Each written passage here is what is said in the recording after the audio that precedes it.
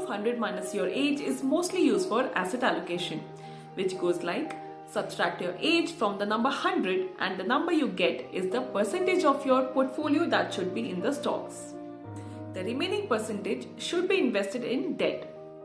If your age is 30, then according to this rule, your exposure to equity should be 70% and exposure to debt should be 30%.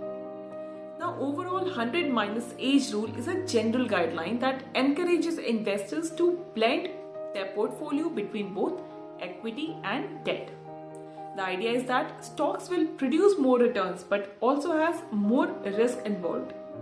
If you are 58, you might be worried about the retirement fund, retirement home, higher education of your kids, marriage of your son or daughter, etc. On the contrary, when you're young, you do not have many expenses or responsibilities. That's why it is considered wise to take more risk and invest in high risk, high return investment opportunities when you are young. 100 minus age asset allocation method comprises several loopholes. Like it assumes that process of financial planning is similar for everybody, which is certainly not the case. Also, it does not consider the increasing life expectancy and inconsistent results from the market.